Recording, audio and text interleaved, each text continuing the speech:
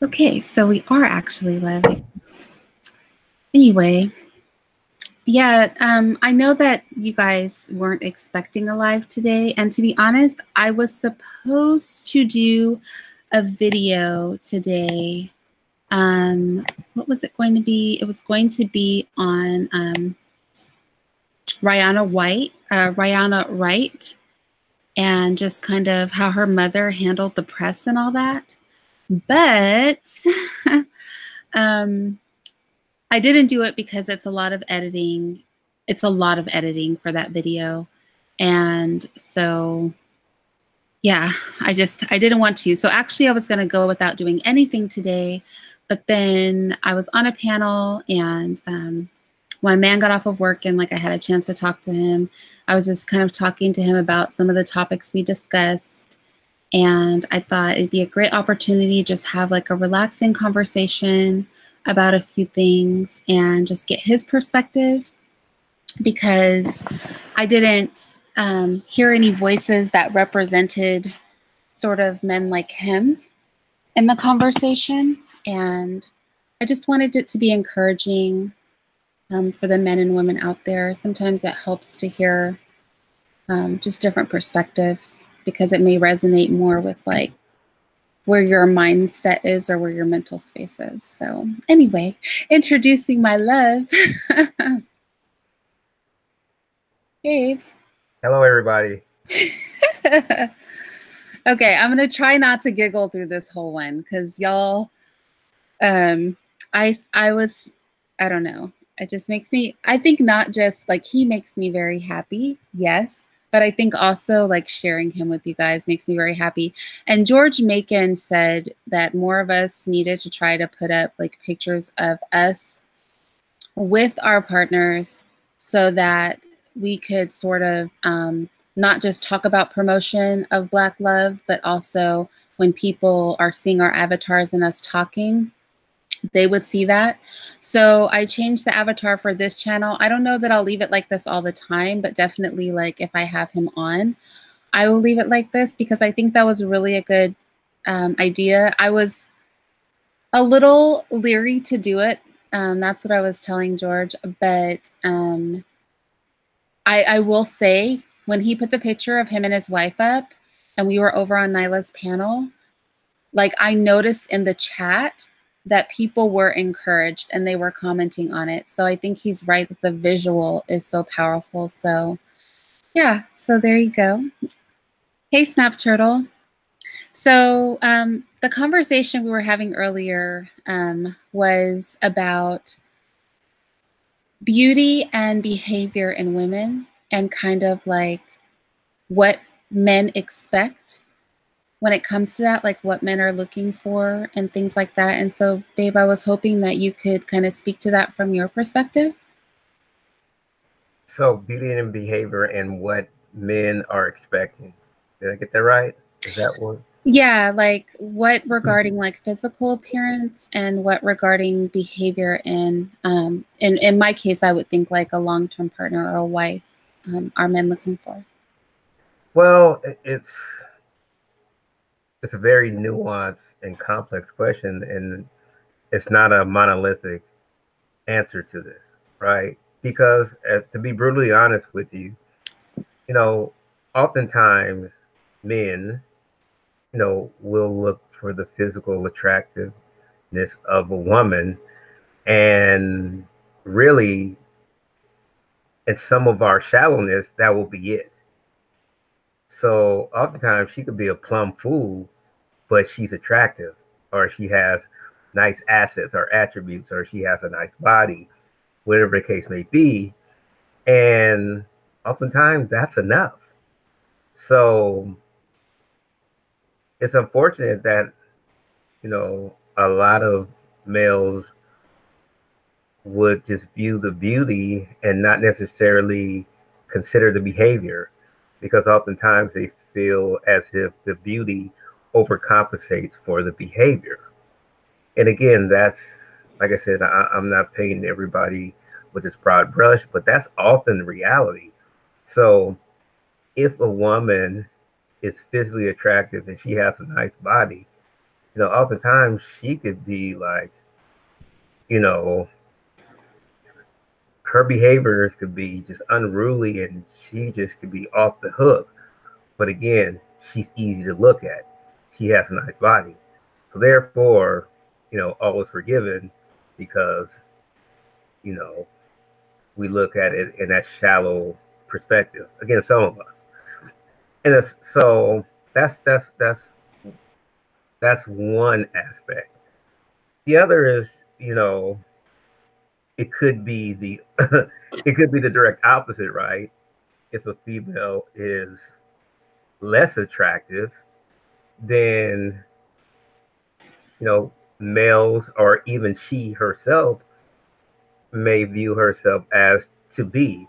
Now, not just organically, but just something she has to do. She has to be submissive and she has to have a nice personality and just be easygoing. And to lack of a better term, sometimes just a doormat, right? Just to be walked over because she's not physically attractive, right? Or she doesn't have the nice body or assets as other women have.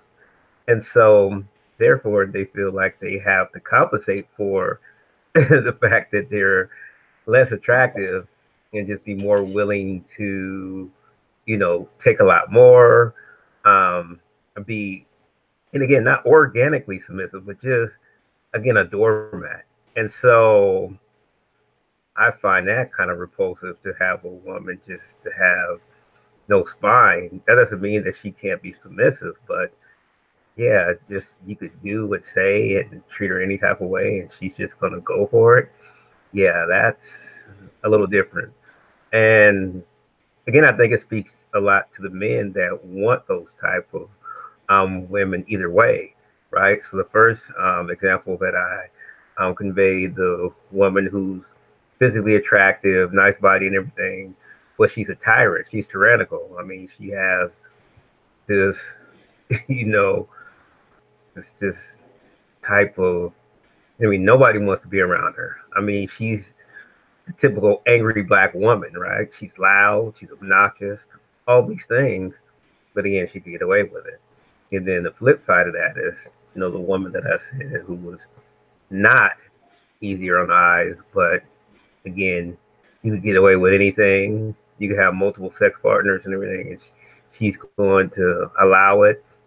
And she may even supply you economically, right? Financially. You may be considered a gigolo, right? But that's okay because she feels as if this is the only way she can have a mate, some satisfaction. So yeah, it's really, again, it's a tough thing. I mean, we're not speaking of me personally, but I see this plays out that way.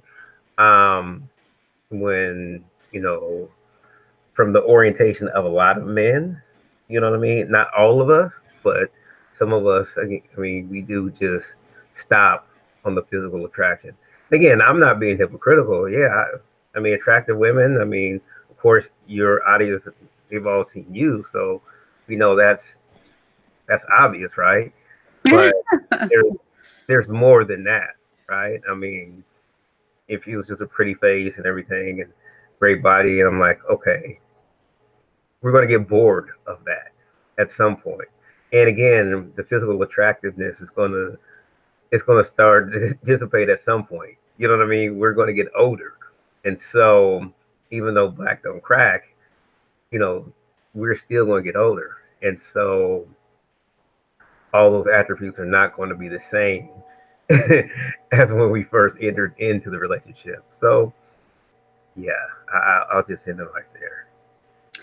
So I agree with you that like sometimes if a woman's very attractive, I've talked about this too, it's like kind of a pet peeve of mine. She doesn't really have to do anything else. She doesn't have to have a personality or cook or, be able to hold a conversation, like anything like that. And then, of course, there's the opposite where women may feel that they are so unattractive that they do have to be proverbial doormats. And I think you did and then there's like the angry Black woman, like as you said, like all of these stereotypes. So those are like all the different like directions things can go. You personally, like as a man, like what, when you were looking, because you got me now, but now when you were looking, So let's just be clear about that now. when you were looking, like what are the qualities in a woman as far as appearance and behavior that you personally value? Well, I mean, so again, without trying to be overly redundant, I mean, so physical attraction, I mean, we all have eyes, um, and I have corrected vision. So to make sure to make sure you know we're seeing what we're supposed to see, right? I'm not going to get into the whole Pride celebration month because I know that's one of your favorites. But just to make sure the woman is attractive. I mean, so the physical features and all the attributes and everything. Of course, I think both genders are going to look for that, right? I mean, so that's a given. So obviously, smile, hair, whether it's yours or not. Um, You don't like fake hair though, do you? I'm not a fan of it. Not me. I mean, I'd rather you just have your hair short and everything. But again, I know sisters do different things, so I don't necessarily go there. I mean, some sisters look really attractive and they're unbelievable. But hey, that's not what we're talking about. You can't say But, oh, I can't say that. Oh, I apologize. that. But no, it's. I mean, hey, I have my nieces and sisters. They rock the weaves and everything, and some women rock weaves and they still have long hair. It's just I don't know. That's something that I can't get into because I'm not a woman, so I don't understand that. But our sisters look good nonetheless. Our sisters could be bald headed or wear short hair. It doesn't matter. Um, they have beautiful skin and they have attributes that serve them well. So it's all good. So outside of the physical, because again, we have eyes, we're going to see, you know, that's, I mean, I'll be hypocritical to say, you know, that's not the first thing that is noticeable, right? But then for me, it's the conversation, which is really important, to see if that person is worldly, um, to see if, you know, they can converse and not just, be sycophantical and like, yeah, everything you're saying, yeah, I agree with that. I agree. No, but offer their own perspective and kind of stretch me and challenge me in ways that are going to make me, sharper. And so that's important. That's really important because this, so a woman just doesn't have to be book smart, right? So she doesn't have to have, you know, a multiplicity of degrees. She doesn't have to, you know, have this Ivy League education, those type of things. Because oftentimes we know when we go to those places, we often get further away.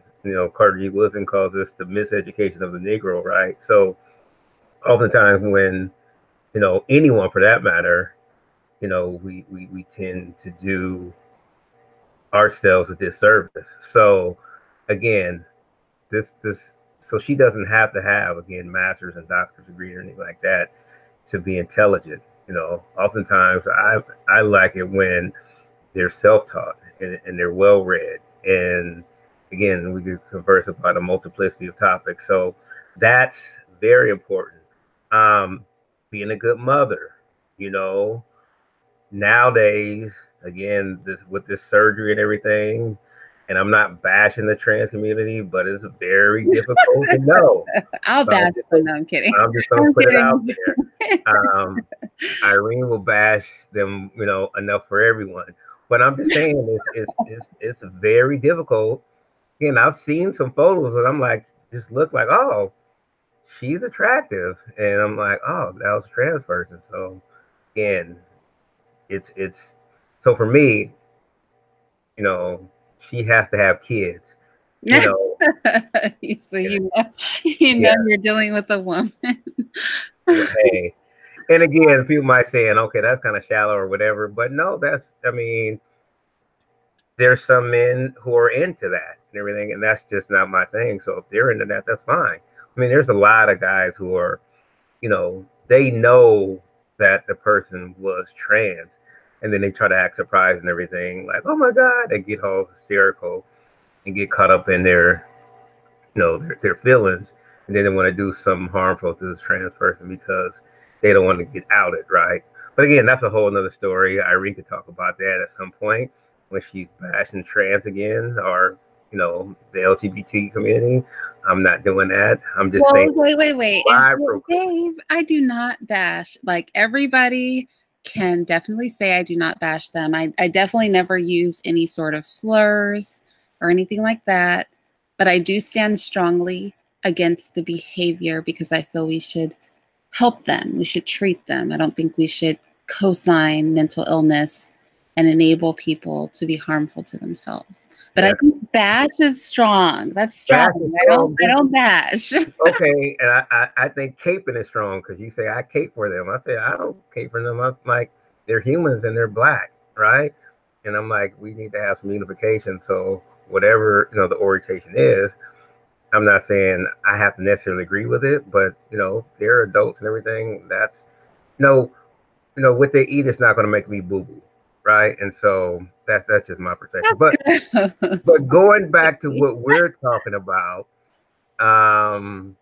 so I said physical attractiveness, I said intelligence, being well read, and so that's not really a behavior, right? And so I think being submissive, right? But also knowing how to hold their own. Because, sometimes sisters have to go there and put people in check. And I don't think that's necessarily a bad characteristic. I think you shouldn't do it every time, something goes wrong. You get all ghetto-fied and rolling your eyes and neck and everything, snap your fingers and, cussing like a sailor. I don't think that's always appropriate. But I do think there's a time and a place where, sisters have to go there, and rightfully so, and to check somebody, whoever needs to be checked. So I think that behavior is appropriate. I don't think you should just, accept and take mistreatment of any kind from anyone. And so, again, that's important. So I think I got a little bit, I think I went on a tangent when I was talking about, good mothers, good parents. So being a good mother, let me go back to that because Irene got me a little sidetracked. But we're, being a good mother is important because I think I'm a good father. You are a good mother. So those type of things are important. I mean, they just are. I mean, I think within our society, there's an assumption that, every mother is a great mother. And unfortunately, that's not the case. There's some exceptional mothers. And, Irene, of course, she's one of them. Thank you. I've had, my ex-wife, she's an exceptional mother as well. So, I mean, I've had the pleasure of, prior to Irene, being in a relationship with some really good mothers. And for me, that's one of the things that, yeah, you have to be a good mom. You can't just be, I mean, that part should be a priority within your scope of understanding or overstanding that, hey, this person, and again, even if they're in a co-parenting situation, um, you know, to me, a good mother, good parenting, you know, it extends beyond the children, right? Because oftentimes there's another parent involved. So, that means if and when possible, some type of, amicable relationship. Again, I said if possible with the other parent. So all those things are important. And I know sometimes those type of things are impossibility, but again, just not, being toxic, when those things don't occur, because we know that often seeps down to the child. So I've been pretty fortunate in that regard. So those are some of the behaviors I will look at. How they treat, you know, like how they treat, you know, your son or your children, you know, that's important. Um, Can I and then, and then the orientation, so the outlook. You know what I mean? So what are their like future endeavors? You know, do they mm, want to kick it in the club and go, you know, roll up a blunt and drink all the time, or do they want to, explore? Do they want to invest? Do they want to, participate in, attaining, some generational wealth, or continue this, generational debt that, plagues so many of us within the Black community? So those type of things, humor, you know, and then we have to understand that just because, you know, a person may be of the same hue or within the same affinity membership doesn't mean they still have the same cultural understanding, right? Just because, again, Black shouldn't be situated as a monolith. I mean, there's there's there's hierarchies within the Black communities, right? We know we have the bourgeoisies, we have some, the term that you utilize often, Irene, I think, or your colleagues do, the Pookie and the Ray Rays. We have the yeah. intellectual need to grow. So we have all these different people within, our affinity membership. And again, we can't just assume that we're all the same. And again, that's really, a good thing to a degree, because we learn from each other. Just don't make that assumption. So those are some of the behaviors I look at. Again, I mean, I'm kind of bugetto and kind of ghetto. So Oh no. um, some of the things, Am uh, I Bougetto, baby? What am I? you're bougie. Oh There's no. no ghetto in you. You're bougie. I That's, can't. so yeah, sometimes like the old folks say, I have to learn her some of the things. She's like, "What is that?" I'm like, oh, "You don't know what this is." So, that's okay. Some of the things she conveys to me, I'm like, "What is that?"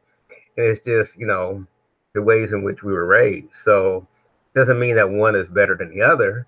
It's just, it's just a learning thing. So, again, sometimes I'm like, "Oh my goodness," and I know she's probably the same thing. "Oh my goodness." But again, that's part of relationship, you know. So So what about like age wise? excellent question. Yeah. So you're like the youngest that I've, been involved with. I mean, it's still Well, like, we're about 10 years apart. And the first it's time not his son that met me, it's not that wide. She said it's about. literally Didn't 9 years, but when I say 10, he gets triggered. See? But like when his son met me, he was like, for the first time, he was like, I think he didn't say it where I could hear, right? But like No, he was telling me later on, because he's a respectful young man, like he was like, my son was like, that you look kind of young, and I had to tell him you had a son older than him. So, but like, he's not looking. But if you were looking, like what is like age wise, do you feel like for you is appropriate? yeah. So ours is right at the the threshold. Yeah, yeah. So like this 10, which we're not, 15, you know, 20-year differential. Yeah, yeah, that just kind of weirds me out. And I know, typically speaking, males like that, be involved with somebody younger. So, I mean, and I get that for a lot of reasons. Um, I was sharing with Irene, before we came online. I mean, typically I've dated, older women.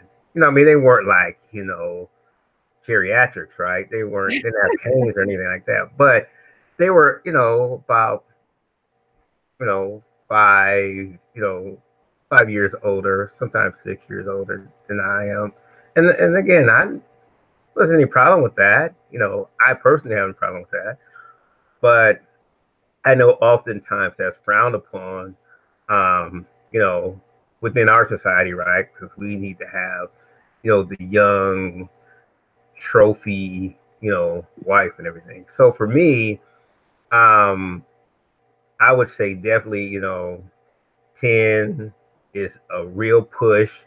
So we're close, but I That's don't why feel. he's stressing that 9, y'all. Because when I say 10, but see, I think if we count it like months, we would get closer to 10. But like, he really pushes for that 9 because I, it's like at his peak threshold of like what is possible in life for for him. I think it's more closer to 8, but anyway, It's so literally not.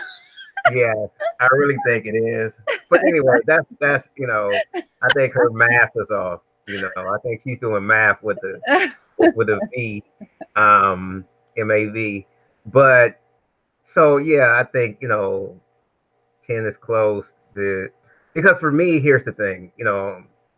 I'm an educator. I've been an educator for a while, and most of my career in K through 12 context, right? So I, see students who have graduated and everything, and I'm like, oh, that's still my student. You know what I mean?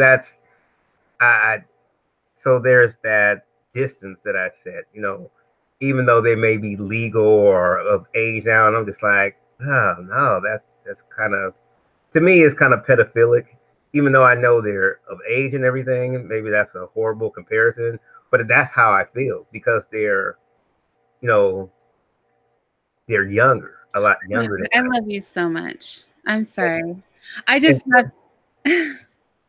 No, so I was at a colleague's house for dinner just yesterday, and we were talking, and he was like, when do you think it's okay to, it's just, we're just having a conversation, you know, about how our current institution feels about this, dating students. And he said, when do you think it's okay to, date one of your former students? And I was like, never. You know what I mean? Because I still think there's even though that student may be out of my classroom, there's still like a little power dynamic, right?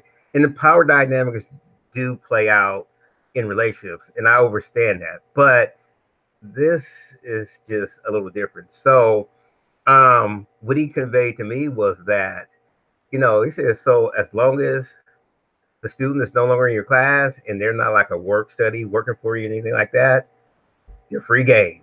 I was like, what? Babe. So someone in the chat, RY said, yeah, exactly. Never is correct. I tell you guys, I'm sorry, babe. Do you mind if I just say something? That's fine. Okay, so I'm going to tell you guys, I guess, for those of you who are around, like on the other panel that I was on over on Nyla's, I guess knowing my man, for me, I just wanted to hear like a different voice because I know like as a mother, and even if, before I had kids, this was a consideration for me, is you want a man with like a lot of character. When you're looking like for a husband, character is so important. So if you don't have children yet and you're going to be a future mother, like you're going to have babies in your home, right? And if you are a mother, then you are already going to have children in your home. So the character of the man that leads you is like so important. And knowing like one of my favorite things about him is that he has that barrier, right? Because as a mother, for me, who has little girls, I like a man who doesn't look at an 18 or 20-year-old. When I have a child, you know, you guys know my eldest child is 24, or maybe he's 23, y'all, I can never remember. But I have a child that is in his 20s. And so as my children grow up, I would feel so uncomfortable, you know, sharing a space with somebody that would find what to me is a child attractive. Now, this is not to knock people who are into that per se. I'm just saying that there are different kinds of men out there. And so for every woman, there's a man that's like suited to you and where your morals and ideologies match up with their morals and ideologies. And so different men are looking for different things. Like even, you know, he was talking about how he's a sapiosexual and he's very attracted to intelligence and being mentally stimulated. But he also wants somebody that looks good, right?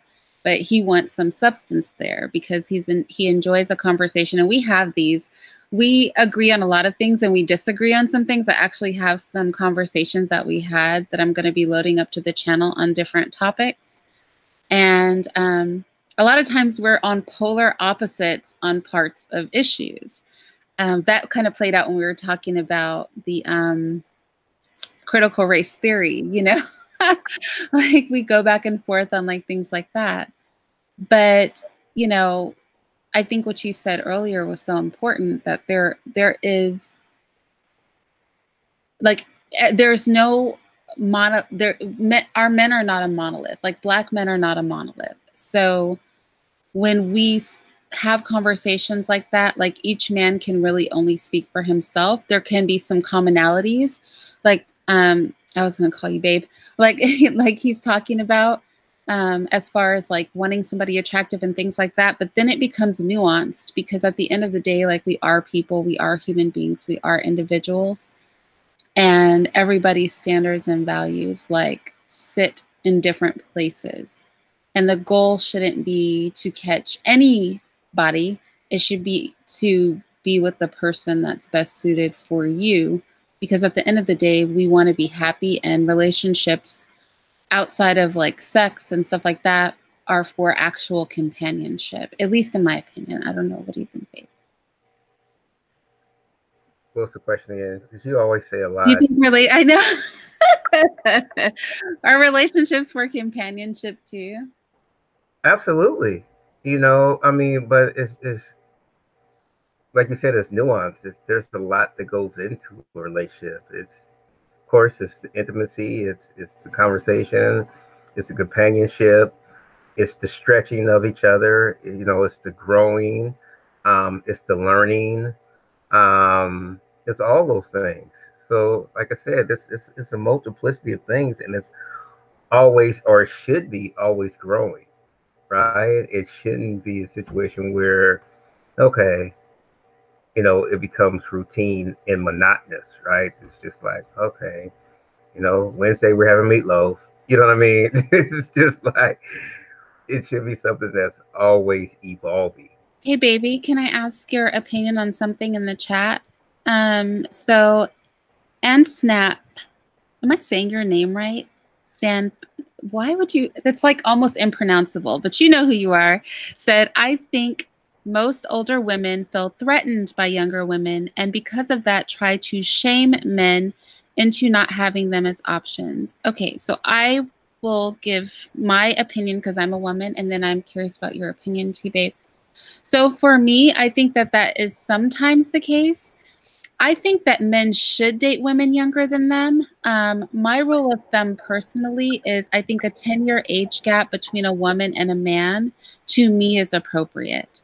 Now, whereas, you know, I have daughters. So I guess because I have daughters, I'm not really like me and a 20-year-old, like we're not even in the same world, right? So I would frown upon somebody that I would date, like say a man 10 years older than me, dating somebody that's 20. But that's not because of being threatened by them. It's just because I recognize that there is a level of power exchange in relationships.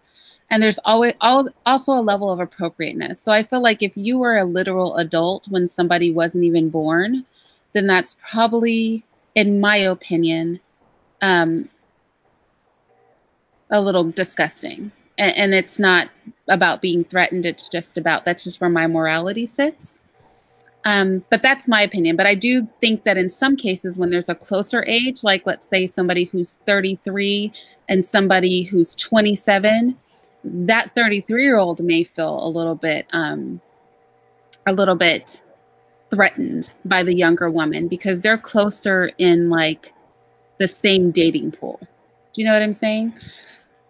What about you, babe? What do you think? Yeah, I mean, and I need to be careful how I say this. So within women, and correct me if I'm wrong, but there could be some territorial type of situations going on where like, and there could be some hating and some cattiness all mixed up. So when there is, you know, a younger, you know, and especially if she's, you know, very attractive and proportionate and so on and so forth, there's going to well, not often, because again, I hate to, you know, just overgeneralize any situation, right? But I think there's going to be some older women that look at the younger woman, especially if, you know, the male mate is, you know, around similar age as they are, then there may be some disdain, right? And it's just hating. There's no other word I could come up with. It's just they're jealous. You know, that's it. That's all. But I also think they would probably be jealous if there was a woman their own age and had the male and they didn't, right? So I just think it's a thing that, you know, unfortunately it's just haterism. You know, it just is what it is.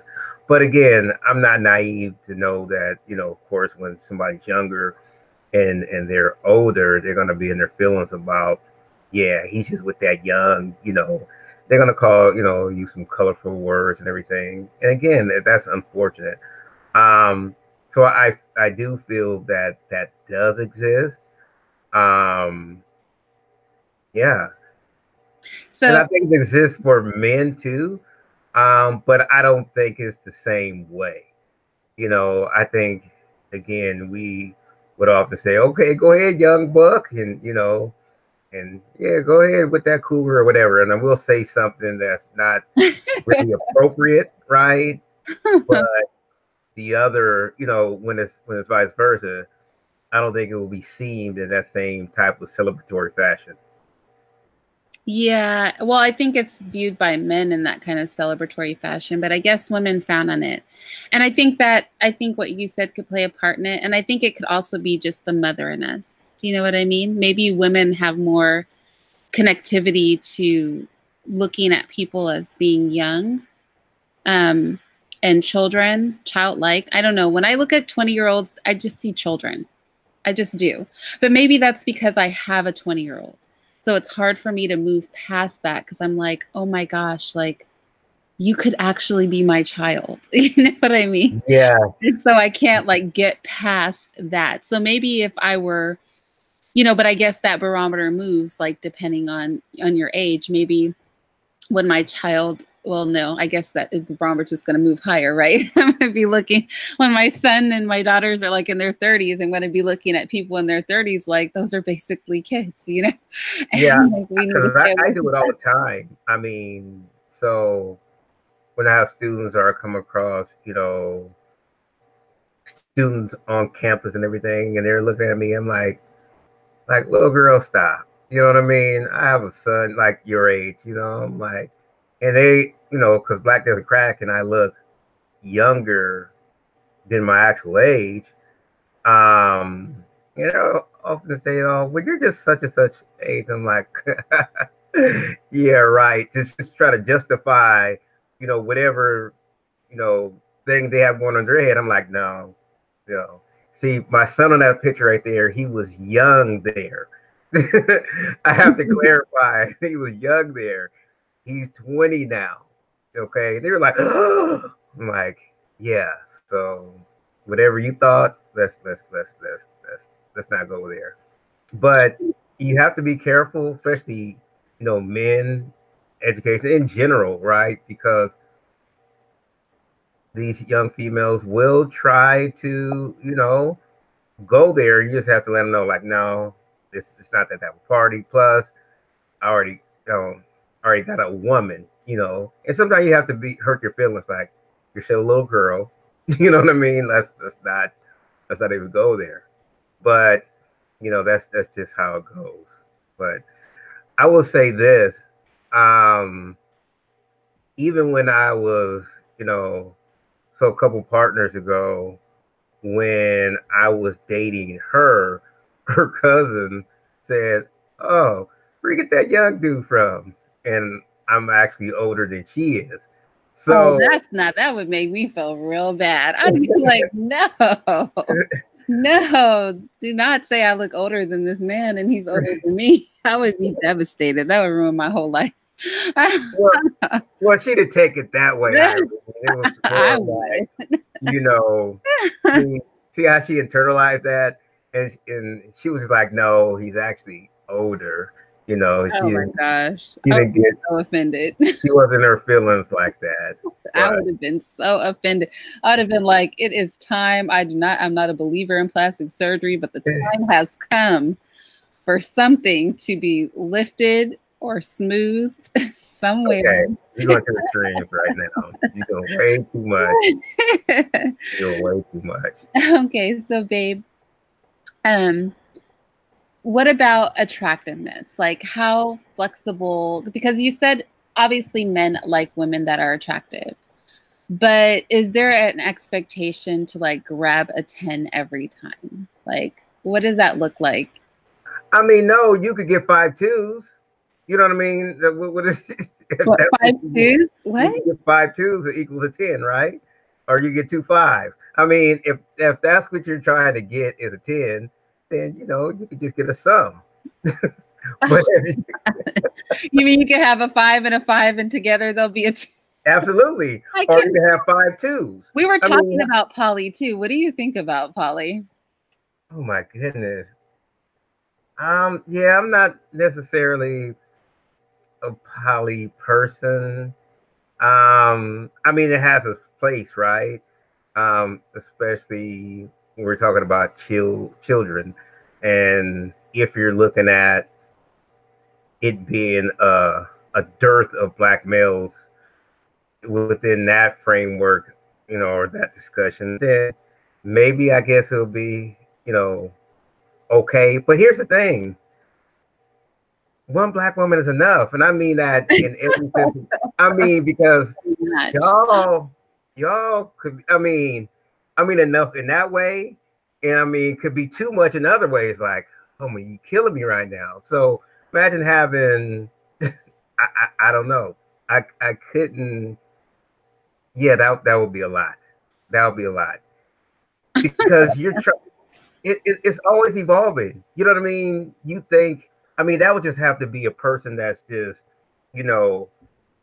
stuck on staccato. I mean, I mean, they're just like, okay, babe, it's missionary Monday. You know what I mean? It's like, it's meatloaf with, I mean, exactly, it's no frills. It's just like, here it is.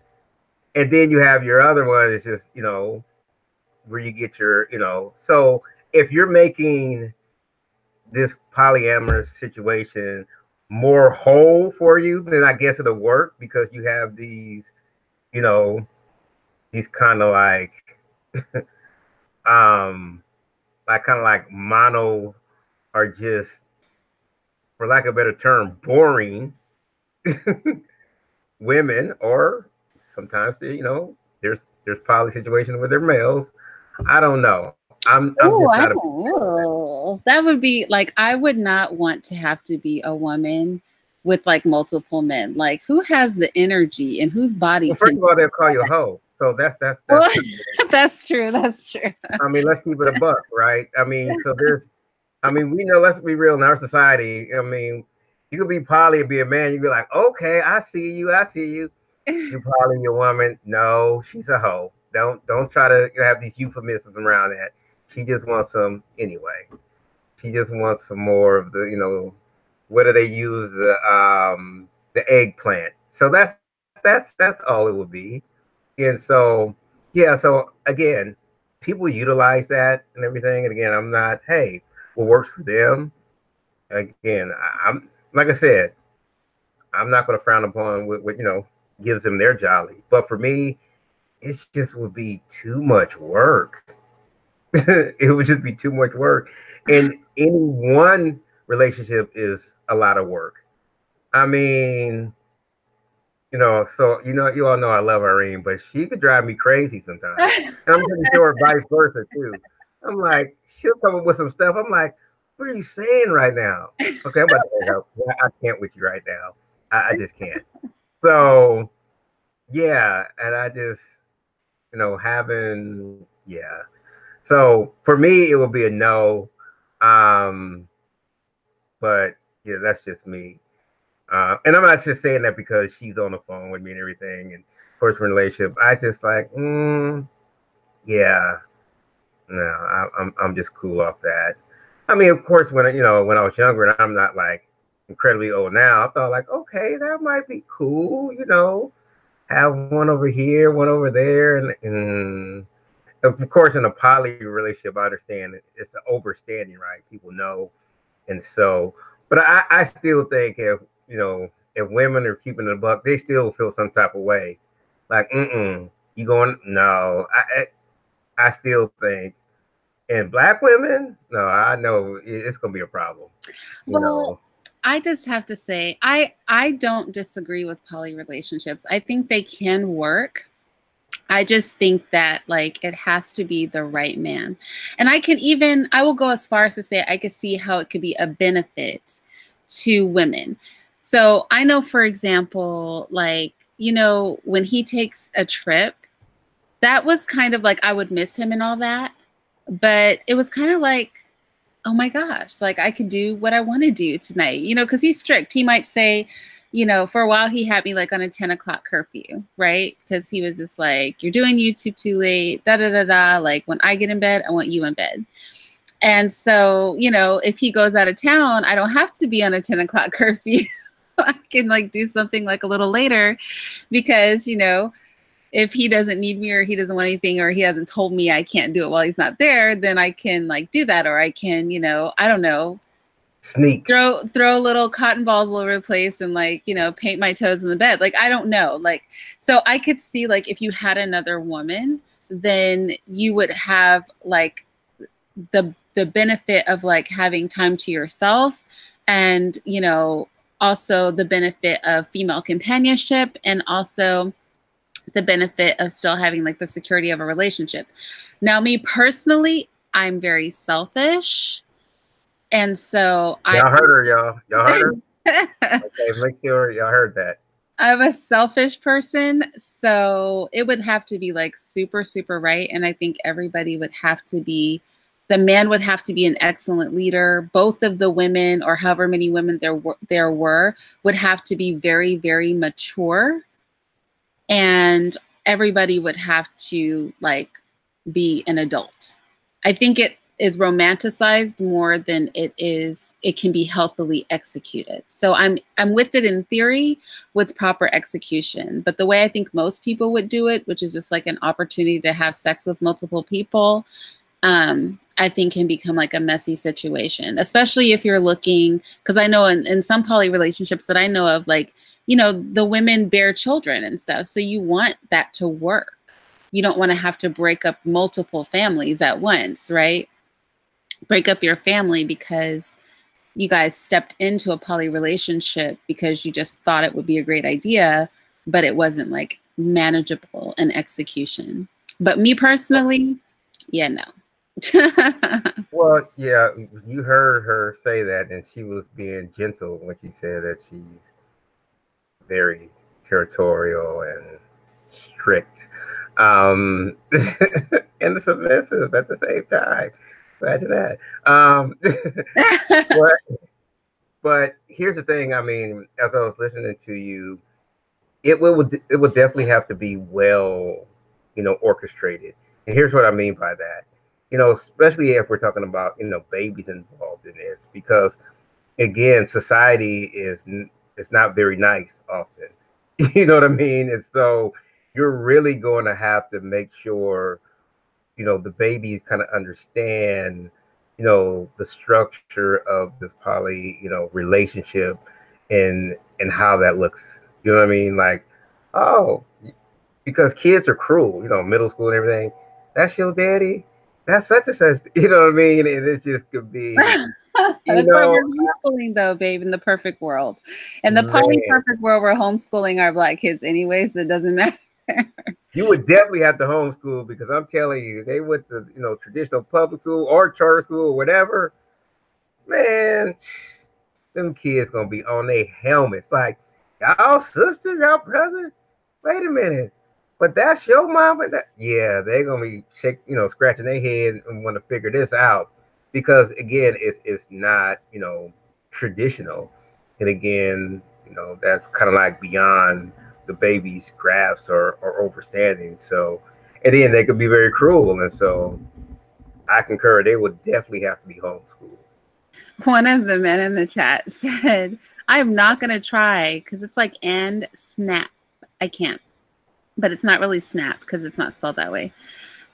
He said, with a 74% out of wedlock birth rate, can bearing children in a poly relationship really be any more risky? I cannot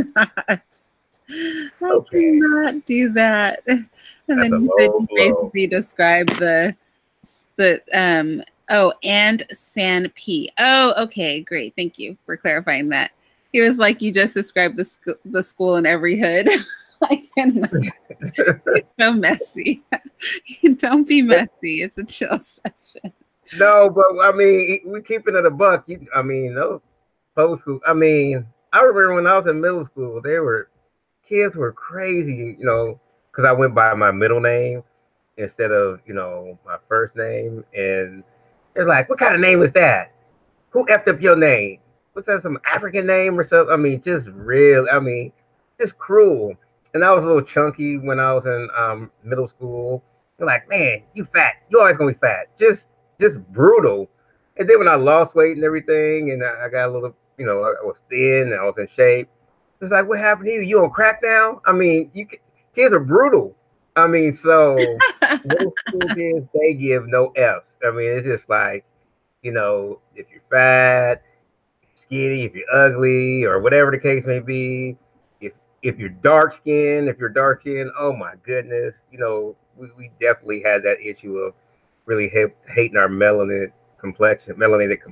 So, and we still do, unfortunately, because of the Eurocentric aesthetics. But yeah, it can be cruel in schools. I mean, and it's interesting, currently in schools, like middle school or in high school, trans people, they don't get that type of treatment. Well, at least I haven't experienced it, so I'm not going to say they don't get it, because that would definitely be naive. But my experience in having trans individual in my classrooms, and even currently at the collegiate level, having trans individuals in my class, it seems as if they didn't get that, like, that just down in your face, like just cruelness. But again, that's just what I've been able to experience. I'm pretty sure they've received a whole lot of other stuff as well.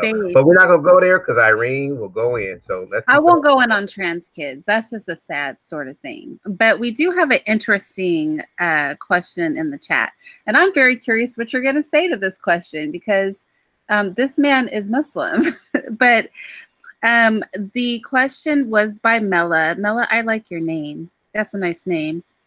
Would like to ask whether or not you both, whether we share a favorite Bible scripture. So I don't think we share a favorite Bible scripture because I don't, because well, he would read out the Quran, but I mean, you know some Bible scriptures too, because Muslims, you know, are people of the book as well.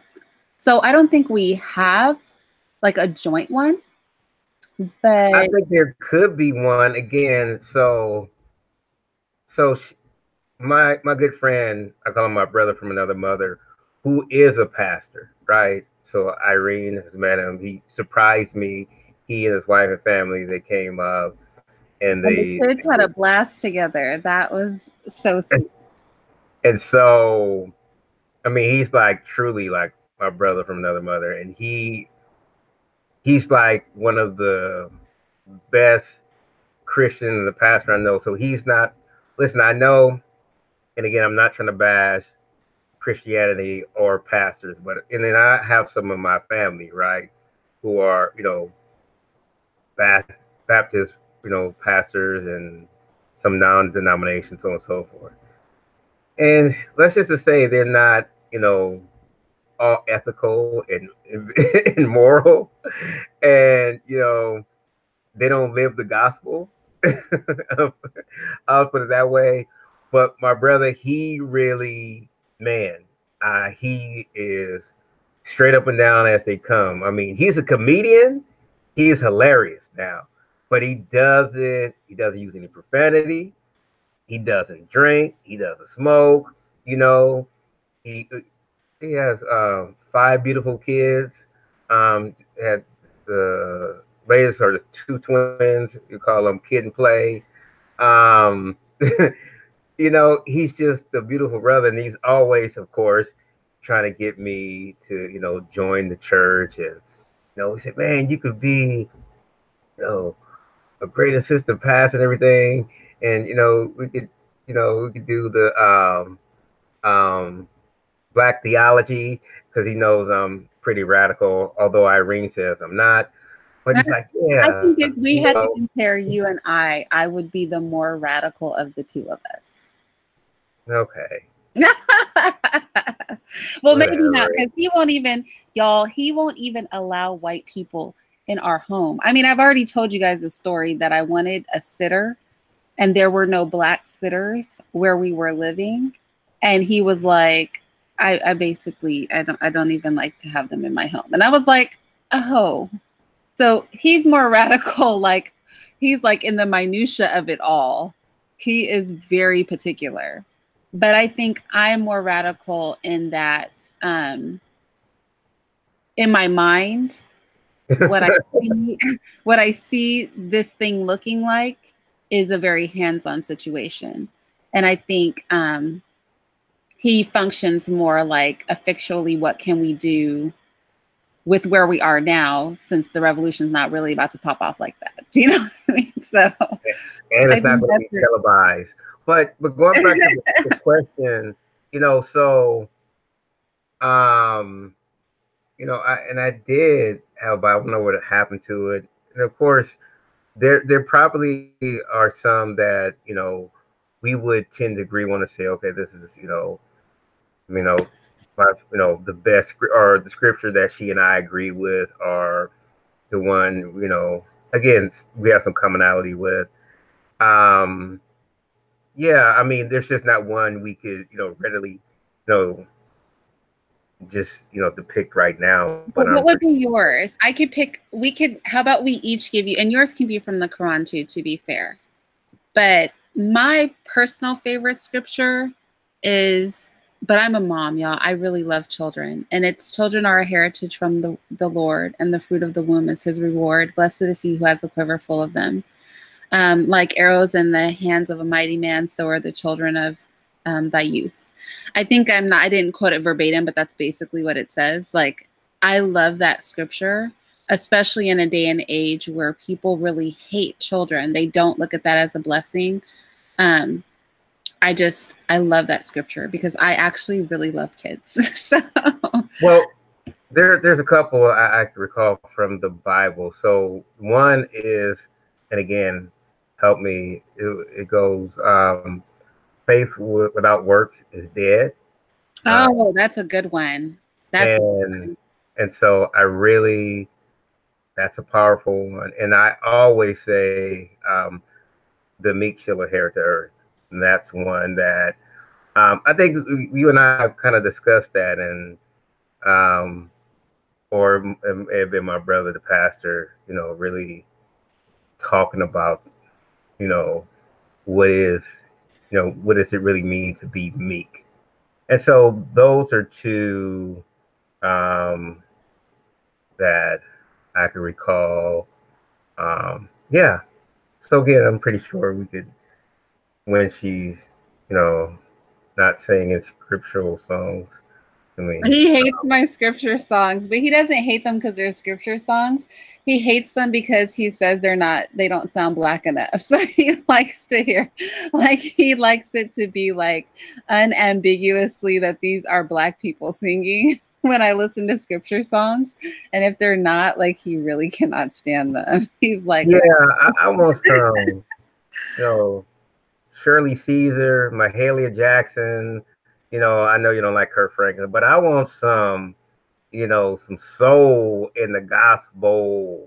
So, and yes, her verses sound like, it's pretty, but I'm like, okay, I want to hear some stank on it. You know what I mean? I want to hear some,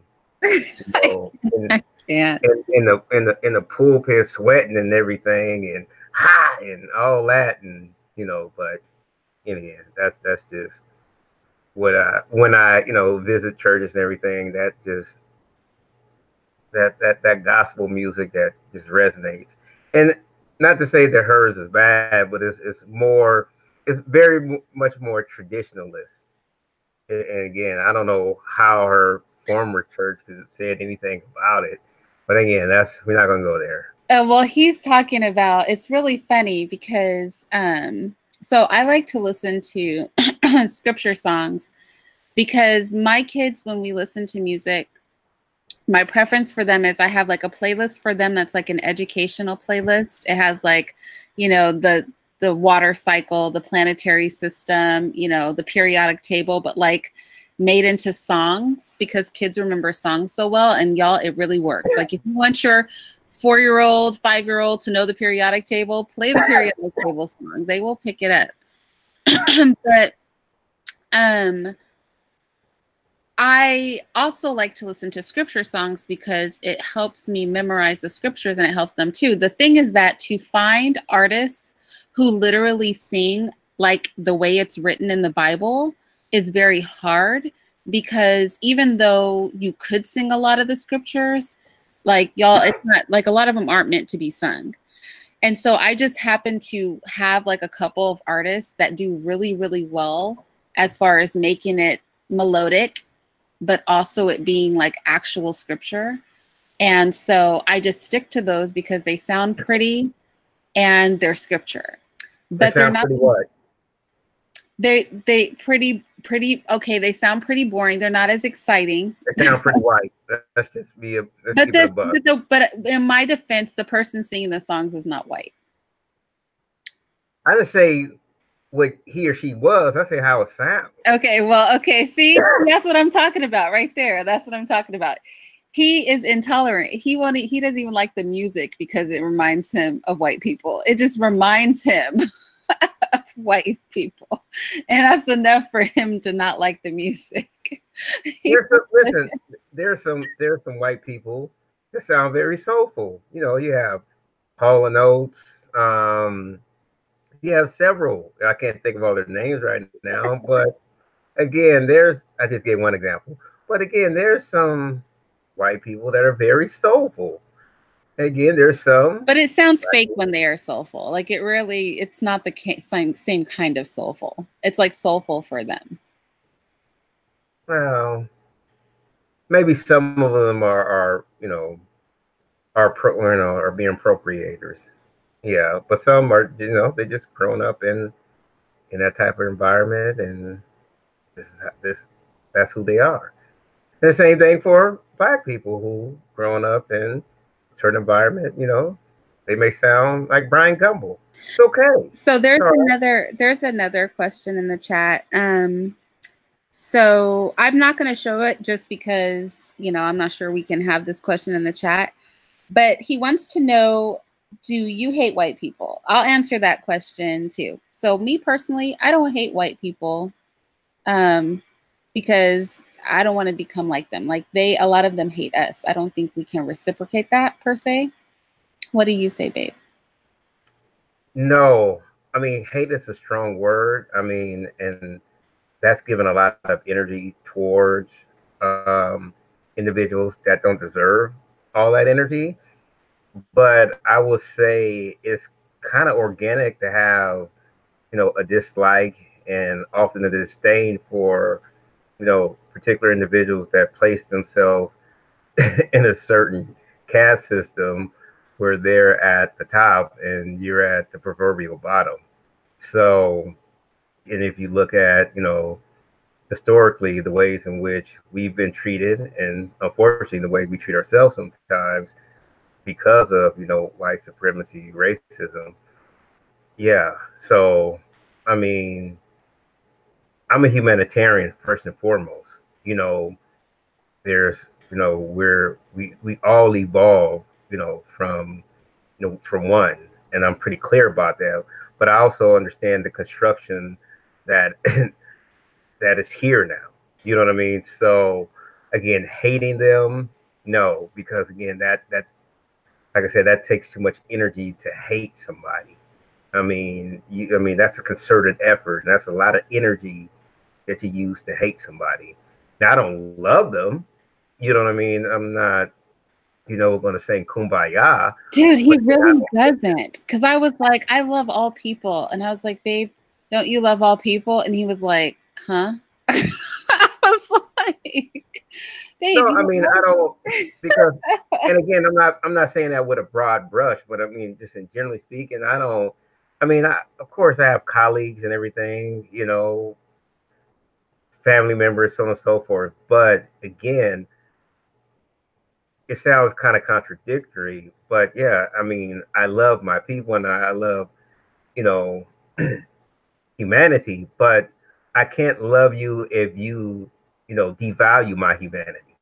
You know what I mean? I can't, and again, I don't think that's polemic or controversial. I just think that's organic. If you're trying to, or have tried to, oftentimes, just rid me from the planet, or pathologize me and do all these negative things to me and my people and everything, then yeah, I'm not going to come up to you with a Pepsi, but at the same time, I'm not going to come up to you with a machete.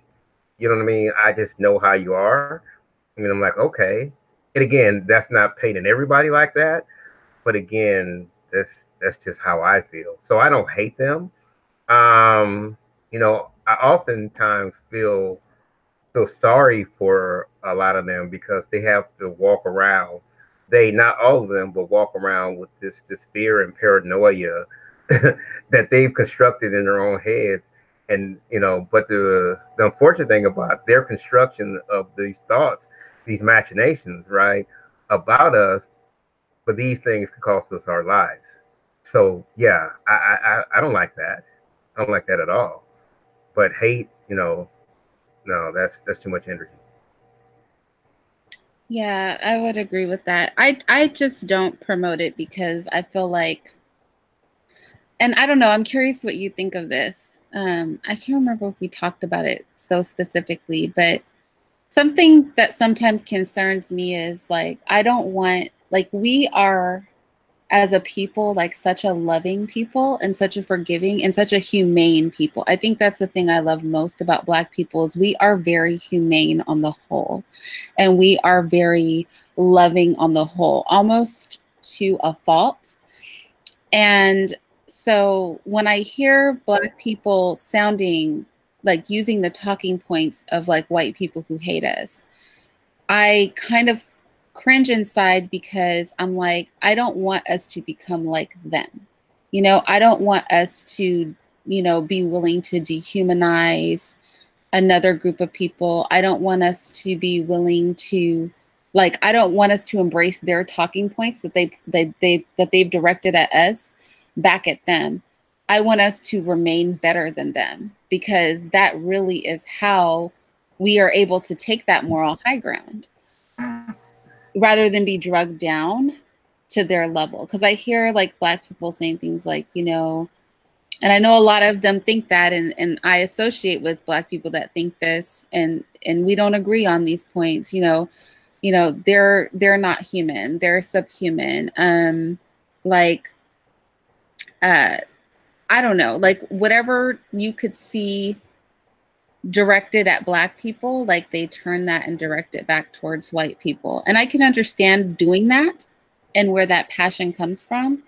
I just always am worried that I don't want to see us do it to the expense where we lose our humanity, because I think that's the real thing that separates us historically in the world from how they have historically moved in the world. And that is that we choose to be humane in almost every situation. And that's like our most precious gift, in my opinion. Well, I concur, you know, so, you know, Black people, we definitely have a xenophilic, you know, orientation. I mean, we love everyone, right? We love humanity, and we especially love white folks to a fault, right? And so I think there has to be a balance. So I concur with you in those sentiments that, yes, that's just part of our resiliency. That's part of our, you know, our brilliance, you know, just our love and spirit. But again, you know, sometimes we have to kind of balance that out and look at what the reality is. And again, I'm not saying go away from that. You know, that's the reason, you know, why we could allow, you know, a Ruth, you know, into our churches and everything, and invite him in with open arms. You know, that's the reason why when these churches are being burned, you know, down south, you know, right before the church in Notre Dame was burned. But that's why these pastors could say, you know, no, I don't have any ill will towards the individual who burned this down. You know, so this xenophilic nature that we have, or orientation, again, it is a beautiful thing. But when we're dealing with somebody that has a xenophobic orientation, especially regarding us, then sometimes, you know, we're going to have to, you know, meet them with what they can understand. Again, I'm not saying hating them, but I'm saying we definitely have to protect ourselves. So another comment was that the people that committed most of the atrocities are dead. What I would say is that They are. Yeah, I personally didn't name any specific atrocities, I don't think. But I think that we need to get away from the idea that atrocities still aren't being committed. So we know what is going on in Haiti. The UN is literally shooting people down in the streets. We know what's going on off the coast of India. In the past 10 years, 6 tribes of our people were completely obliterated off of this earth. Like, there are 0 more of those people, of those tribes. They're all gone. And the ones that remain are in danger. And there's human safaris now where you can go and view Black people like animals right now, today. Like, we could get on a plane and go do that. And so, and that's just the beginning of it, right? That's not too far. And also, if we just look at like apartheid, if we just look at here in this country, you know, those people are still alive. And then here in this country, we are seeing like there are actual lynchings. We just saw a young boy get his face bashed into the cement, and he did nothing wrong. He was watching a police officer abuse another child, and he simply was speaking to the officer, and he's on camera, and you can see him kind of pleading with him to leave the other boy alone. And the response was to take his face and bash his face into the ground. You know, we had, and these stories speak in my mind because I reported on them on my news channel. That poor child It was just a little thing, and he was just leaning on a car and was snatched up by a police officer, and it scared him so bad that he peed on himself. So when we have all of these sorts of things going on, you know, that young girl that was punched in the face by that adult man, I don't know that we can say like these are people that don't exist anymore, or the atrocities have stopped. I don't think that they have. I don't think that they have stopped. You know, Well, I think, yeah. yeah, well, I would ask, you know, so what is the definition of atrocities, right? And so, you know, because we could just look simply within our own educational system, right? I mean, that's just atrocities ongoing every day. You know what I mean? You look at the ways in which, in particular, Black students are being educated, and specifically and especially Black males, or excuse me, the way they're being miseducated or undereducated. I mean, when we look at the fact that preschoolers, we're talking about preschoolers, you know, they're 3-year-olds, 4-year-olds, Black males are being surveillance or surveyed the most by their preschool teachers. And if they're big, Black, and they're a boy, they have a tendency of being suspended or expelled from preschool at at a what is like a four 4 times more than any other student. I mean, so what's your definition of atrocity? Because to me, that's an atrocity. I mean, that is, I mean, to quote Irene, in real life, the school to prison pipeline. You know what I mean? Starting before they even entered kindergarten. So, I mean, and we wonder where our Black males are. You know what I mean? They're being criminalized at the earliest of ages. And so, I mean, that's just one atrocity. And Irene alluded to several others. I mean, so again, these things are really in our face. But again, if you're talking about atrocities like happened in enslavement, like in during Jim Crow South and those type of things. But again, you can make the argument that these type of things are still going on. We look at the prison industrial complex, you know, the private, you know, prisons. I mean, in hell, you could even look at this big facade that's the reentry program, where all this money is still tied up into, you know, the reentry program, but these individuals re-entering society are not getting, you know, the requisite, you know, support that they need, whether it's medical or mental, whether it's, you know, job placement or job training. I mean, they're just not getting what they need, but everyone's getting money at the top, and it's not, you know, steeping down to, you know, the people that need it the most. So there's so many atrocities, we can't name them all, but yeah, they still exist though. They just have a different orientation. Yeah, yeah, I would definitely agree with that. I think, and I see this is the problem. This is how we could get into the critical race theory debate. I think this is probably, that mindset is probably the reason why critical race theory pushes people to view racism as something that is permanent. I hate that part of critical race theory, but in conversations like this, I can see why that is promoted, because it's easy to slip into that mindset, you know, that this is all in the past. And so, you know, these things. And exactly right. And so that's why, again, it's the orientation of us critical race theorists, students, scholars, what have you. Racism is not aberrant. It just doesn't, you know, come and go. It remains constant and persistent. And so we have to fight it and attempt to thwart it with that same consistent, you know, and resiliency, right? And again, if we take a day off, then you have this conversation like, oh, well, you know, the atrocities and everything, those things are the past. You know, oftentimes people, you know, misconstrue racism with prejudice, you know, Now, I'll argue that, prejudice is a part of racism, but, that's just not, racism, holistically. Racism functions through various axioms, various dynamics, religion, sex, politics, education, you know, different structures that are in place. And it's not just, I'm going to clutch my purse because I see a black man. It's not just that, right?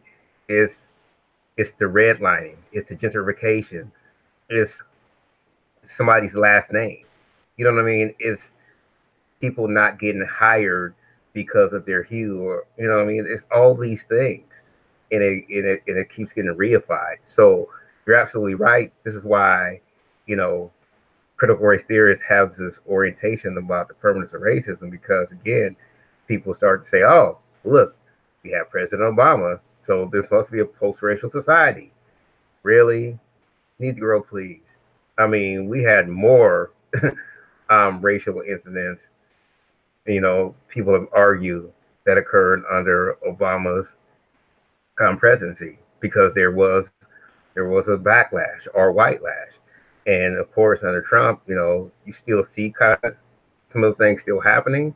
But again, there were definitely more so under Obama, because again, there was disdain and people really hated the fact that you had, although Irene doesn't call him black, this mixed black person, black male that was president, right? And so, of course, there was all that backlash. I mean, he was called a monkey. I mean, Michelle Obama was called all sorts of things. I mean, and so again, the people had him like he was a witch doctor and all these sorts of things, right? And that was just towards him, the most powerful man on the planet at the time. And he was only half black. And he was, but just think about what happened to other people, you know what I mean, at that time, that were catching hell because you had this, half black person in office. It wasn't good. But again, people can just get caught up in the symbolism of, these notions. So there were two other comments in the chat I thought were interesting. So Cassandra said, do you think the average black parents don't love their children enough to protect and teach their children about racism? Oh, that's a really good question. So there's a gentleman by the name of Howard Stevenson, and he has a book called Racial Literacy. And it kind of delves into that kind of question or that notion. I think there's a lot of trepidation around like having that conversation, with our babies around racism, because a lot of us just don't fully understand what racism is. Like I said previously, we get it mixed up with prejudice, and we don't really understand the full, impact of racism. And so oftentimes when it is discussed, again, it's just discussed as prejudice. But again, that really doesn't touch the surface of what needs to be discussed. And I think a lot of them just can't. And I think everyone wants to feel as though we're going to be, like racism will end, right?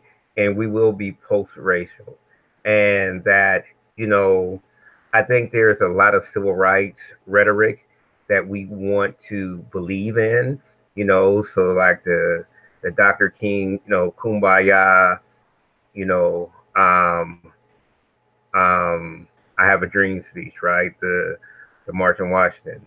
I think that's where a lot of these conversations kind of end. It ends with the civil rights. And I think that's really dangerous. And here's what I mean by that, because we don't look at the Dr. King, that was, you know, the author of, you know, Where Do We Go From Here, Community or Chaos. You know, so the common narrative about Dr. King is the kumbaya, you know, integrationist Dr. King. But it's less focused on the radical Dr. King that was talking about, you know, the war. He was talking about poor people. You know, was talking about economics. That's what got him murdered, right? And so I think there's a dearth of understanding of really, you know, the structure and the nature and the power of racism. And so I think there's some trepidation. And then again, this kind of goes back to what Irene was saying, you know, the cynic nature, you know, so just we're very altruistic, right? So we love everyone.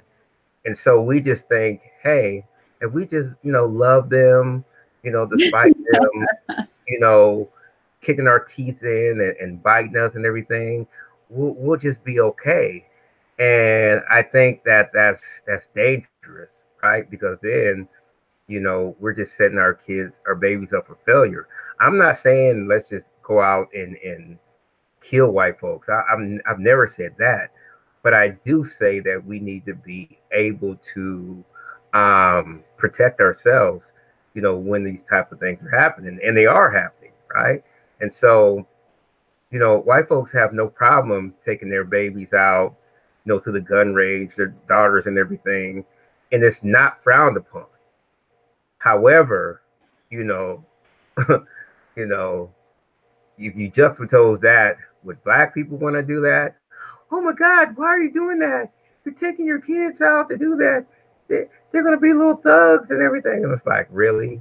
And so I'm not advocating them to go, you know, take up shooting and go to the range just to go out there and, you know, cause havoc and shoot and kill a lot of white people. I would never suggest that. What I'm saying is that we should be prepared to protect ourselves and have some type of self-defense.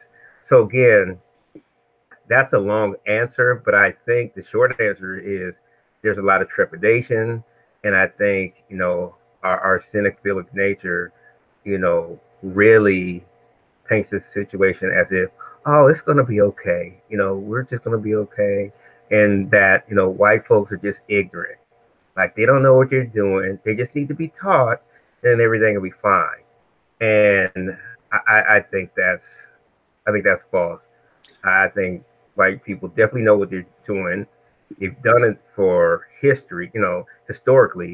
You know, Irene mentioned the zoos, right? Where you can go see our folks, you know, being treated as if they're animals. Well, the same situation happened, you know, many years ago with Otabinga, right? This was a Congo. They call him a pygmy, which is inappropriate, but he was a Congolese African who was very short in stature. He had very pointed, sharp teeth, right? And they put him in the cage with the monkeys and orangutans. And it's for it was very interesting. Like on Mondays, that's when they wash clothes, right? And so he would be in there, you know, naked with the monkeys, and that was the busiest day, you know, of the zoo, just packed. People coming into the New York Zoo to see Otabinga and his membership, right? So again, you know, there's always been this type of fetishizing, especially of the black male body, right? And whether it's you know, hetero or homo, right? So these things have existed and they still exist today. But again, that's a long answer to a short question. So there's another question, but I wanted to address that too, Cass. I don't think that it's that they don't love their children enough to teach them and protect them about racism. I think on a passive level, Black people do teach their children to be reactive to racism, and in a way, right? You may not come out and give that lesson, but you may teach them things that are survivalist in nature just organically. But what I will say is that I think when we teach our kids about, especially for those of us who are descendants of slaves, racism and history and things like that, I hate the Black overcoming stuff narrative. I hate that. I hate the narrative that the way that it's painted to our people and has been historically, this Eurocentric way of teaching it, is it makes you like, it's designed to make you feel like less than. Do you know what I mean? Like, you know what they did is wrong, but somehow you're still less than. I rather teach it by pathologizing the other side, right? And make it less about what we went through, what we went through, and more about what their problem is, right? So if I teach, for example, as slavery, I would teach it from the perspective of white people who engaged in slavery were so debased that this is what they did, right? Rather than teach it from the standpoint of this is what happened to us. This is, you know, our oppression. I would teach it as their pathology. And I think that is so I think we can and we should teach racism, our children, about racism, things like that. But I think the way we teach it needs to be in a way that makes it very, very clear that it's not about us being less than or beneath. That's why I take qualms with the term white supremacy. It's not about less than, it's not beneath. It's not that we are a victim per se, even though I understand we are victims, but that is something is wrong with the people on the other side. And what we've been trying to do is deal with an immense amount of barbarianism on the other side and speak to it from that perspective versus speaking about us. We speak about them and our relationship to their bad behavior. So right now, typically when we talk about racism and just history of racism, we teach it about our positionality and their relation to our positionality. I think if we flip that a little bit, then we can teach these things in ways that still maintain our children's integrity and pride, for lack of a better term, in their Blackness and themselves, and place the scope of what whiteness and behavior, that behavior that they have exhibited historically, is in proper context. And I think that's probably the safest way that I would go about it, because I know when I hear my children speak about it, they don't, when they talk about slavery and things like that, they talk about what white people did that was wrong, right? And what their problem is. They don't talk about, oh, slavery and this is what happened to us and this, like that, and that. It's more like what they did, right? It's not what happened to us, it's what they did, what their actions were that were inappropriate. I don't know if that makes sense. I don't know if I'm articulating it like in the best way possible, but I think that's the kind of positionality we have to take. So Anne Samp said, I honestly feel that racism does exist, but to a smaller extent, and that it's far overblown in 2019. What do you have to say to that, Dave? Well, I don't know if I would say it's overblown. And the reason why I say that is because, again, you know, what is your definition of racism? Because you could say it's overblown if it's just like, oh, well, you know, if it's just, you're just talking about, you know, prejudice, right? You say, oh, this is overblown because people view you this way because you're black or brown or whatever. Those things happen. So again, you definitely could come to a conclusion that, okay, yeah, that's just overblown because these things happen throughout, you know, they happen on a daily basis. You know, people have their biases, right? So again, if we're thinking that that is racism, then I can see how one could come to that conclusion. But again, when you look at racism in its, you know, in its totality, and then you would not, I feel, come to that conclusion that it's been overblown, because when you're seeing the things that are occurring, you know, when you see the amount of black men that are being exonerated for being wrongly accused of, you know, murders, rapes, whatever crimes, you know, after 20, 30 years, and then getting some type of retribution from the state, some type of monetary retribution from the state. But again, it's not going to replace the time that they, been, locked down. I mean, you see these type of things happen on a daily basis. When you see the things that I alluded to earlier about 3-year-old preschool boys, being looked at more than any other, preschooler, and they're being expelled and suspended, 4 times more than any other, preschooler. And again, starting that direct school to prison pipeline, again, that's not anything being overblown. When you look at the fact that there's still so many, black men are being, arrested and incarcerated with 3 to 4 times more than any other, any other group, right? And you see our black women catching hell too. When you see the fact that, a black male that comes from 2 parents that make over, over 200K, right? These are 2 income family, right? So that's pretty well off, right? And then the maintenance of that wealth tends to descend for a black male, but a white male, it tends to it tends to go on an upward trend. And so what explains these things, other than racism? So I don't think it's being overblown. I think oftentimes we're not fully understanding, the nuances and the nuances and the complexities of racism. And again, so it definitely, masquerades itself as something. And again, we have interest convergence. So that's a tenet of critical race theory. When it appears as though a white person is doing something altruistic to help a black person. For example, Kaepernick, and I'll end on this one. So everyone was all excited when Nike did the ad for Kaepernick. And I was like, you all know that, Uncle Phil Knight, this may sound good and everything, but they looked at the bottom line.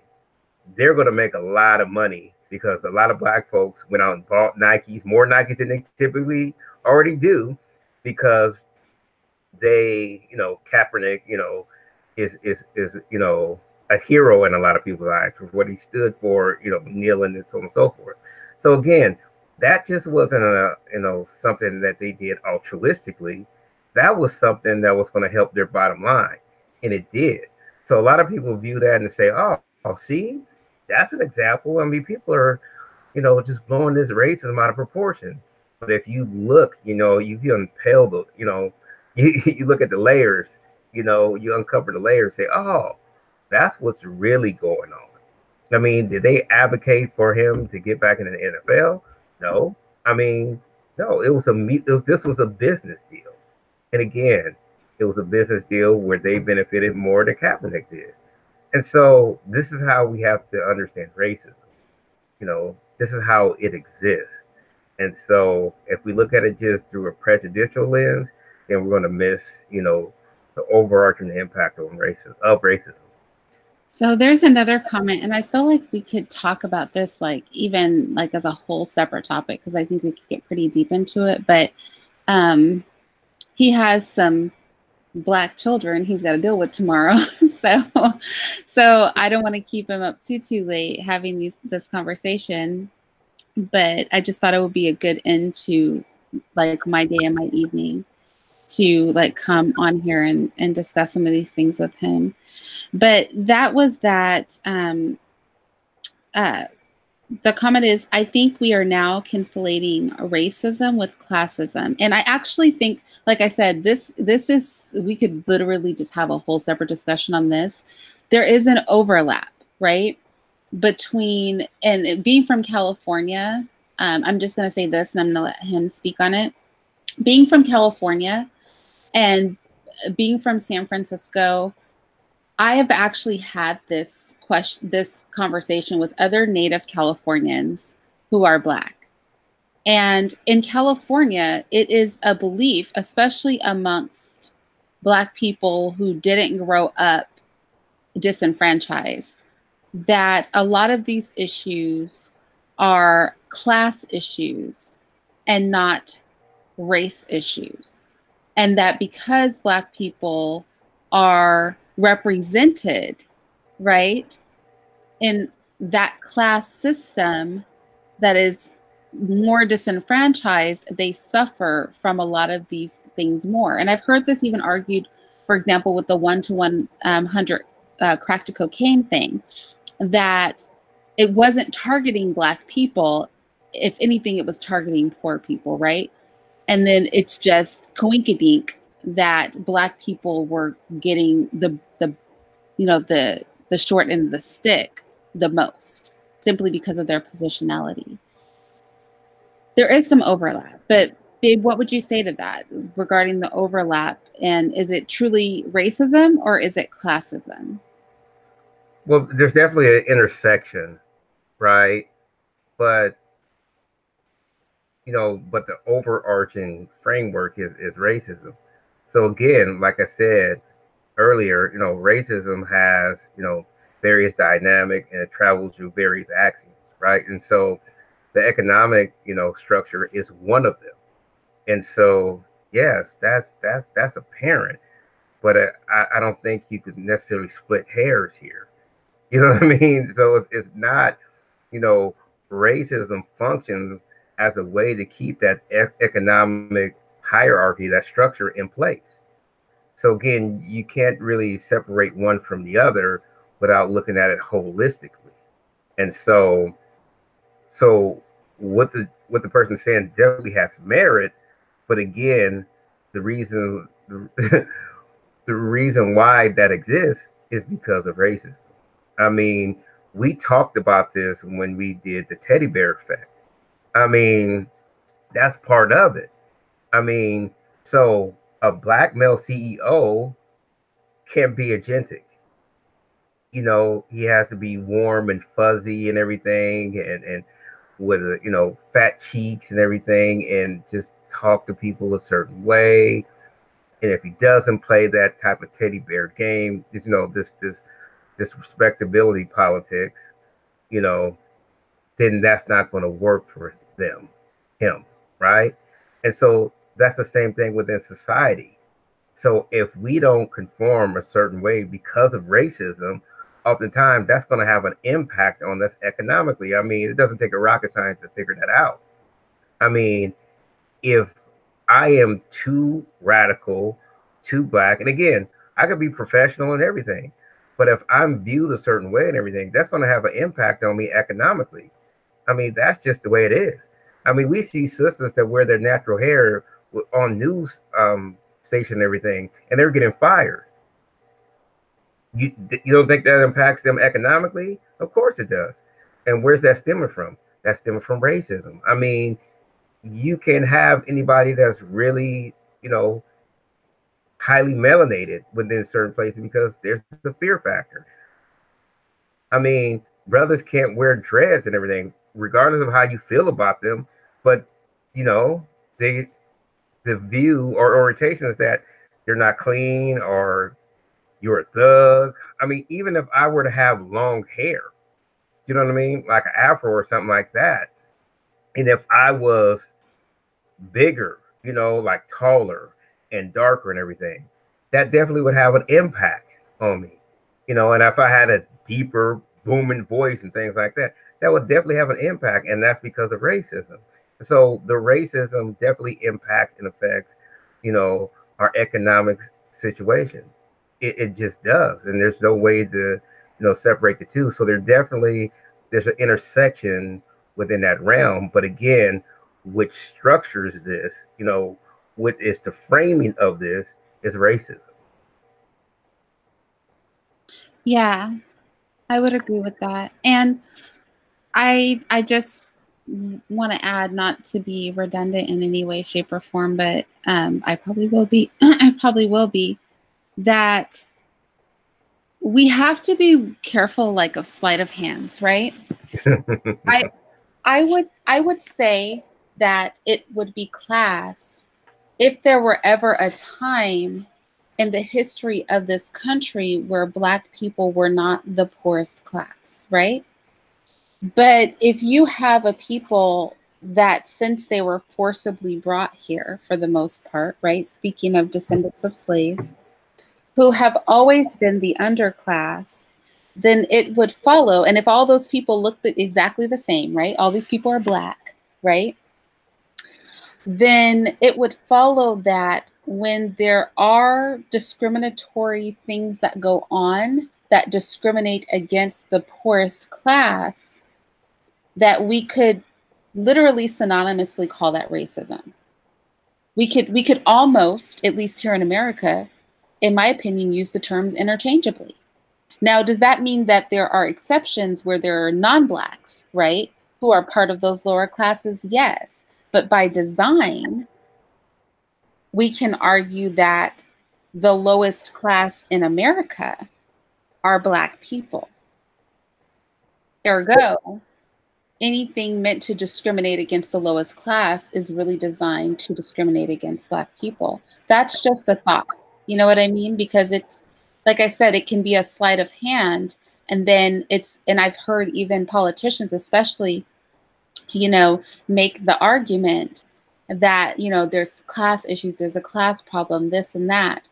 And it's really meant to take the focus off of the racist aspect of that. So then, like I said, just going back to the example I used earlier, when you're locking up tons and tons of Black men and tons of people who are addicted to drugs, what they're not doing with their own people that happen to be Black too, you can point at the law with that huge disparity and go, but that's not about Black people. That's just a class thing. Poor people buy this drug.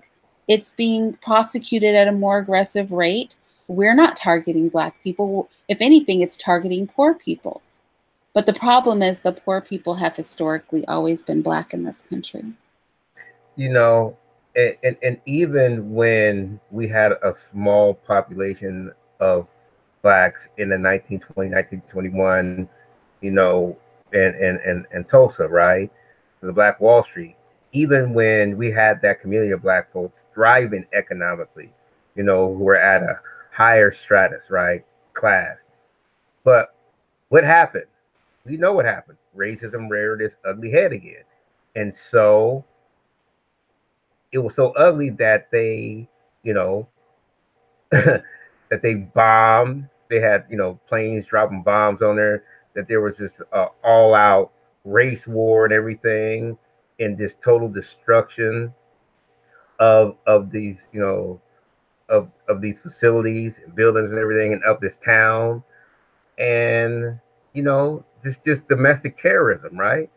And so this was all brought out about racism. And again, it was intersectional with economics and capitalism, right? Because again, if we look back historically, most of the Black men were hanged, they were lynched, right? Not because of them raping white women. So these were the false allegations, right? But really, they were getting rid of them because they wanted to get rid of the competition that these Black men were having with their businesses. That's what it was about. But again, when we have these tropes and these mythologies, about the Black male rapists and everything, and they stick, right? Because people believe these things. But again, they don't look and see what truly was at the root of these. It's based in economics, it's based in capitalism, it's based on the threat of this Black business being more successful than mine. So therefore, I have to get rid of this business. I have to do something by any means necessary. So again, it's all intersectional. Like Irene said, it's like a sleight of hand. Like, no, these Black men were just rapists and everything, so they had to be hanged, they had to be lynched. Really? Oh, these Black men were running successful businesses and everything, where they had Black and white patrons coming in, and we couldn't have that, so we had to get rid of them. That's the reality. But again, and that's the same thing still happening today, where these Black men have to wear these teddy bear face and everything, and have to go along to get along, again, because that's the racist game that they have to play. So I guess just one last question, right? Yes, So, one last one. One last one. Because I just think that it's a good one to end on. What will have to happen for us to feel like racism is a thing of the past? Oh, that's a really good question. I know, that's why I said just one last question. Well, again, people are not going to like the answer for this question. You know, so for me, when you say what's going to have to happen, to me, I need to see white folks say that they're willing to trade places. And I'm not talking about the movie with Eddie Murphy and what's his name, which call him Arnold, or I forgot it, Dan Aykroyd. I'm not talking about the movie. I'm talking about literally trade places. And what I mean by that, you have to understand that, you know, for black people, for us, and in particular black males, every time we walk outside, we're putting our life on the line. I mean, there's a trepidation when there's a police officer behind us in our car. You know what I mean? Or even if we're walking. And so when I mean trading places, that means that your life could be taken just as much as our life could be taken. And so, and again, like Dr. Tommy Curry says, white people aren't willing to do that. They're not willing to. They'll talk about it. They'll formulate these. You know, I call them all lies, not allies. But they'll talk about, yes, you know, I do have a privilege, and I'm ashamed of my privilege, and I need to do something about it. Well, what in the hell are you going to do about it? You know what I mean? And so your actions are going to speak louder. So when you do the things like John Brown, you know what I mean?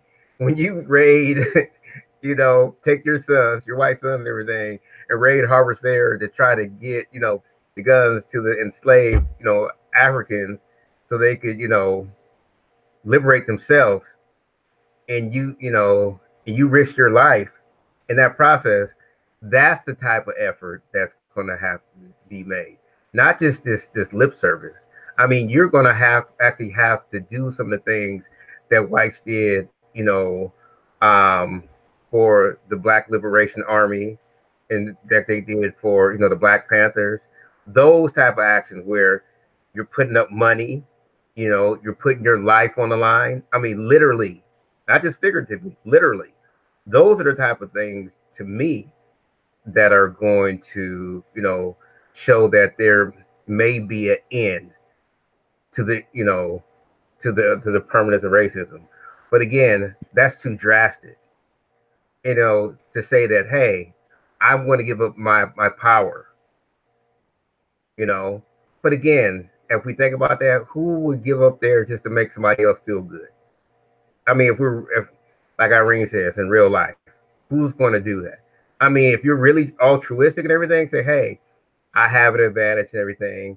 I'm going to, you know, lessen my advantage to make sure the playing field was level.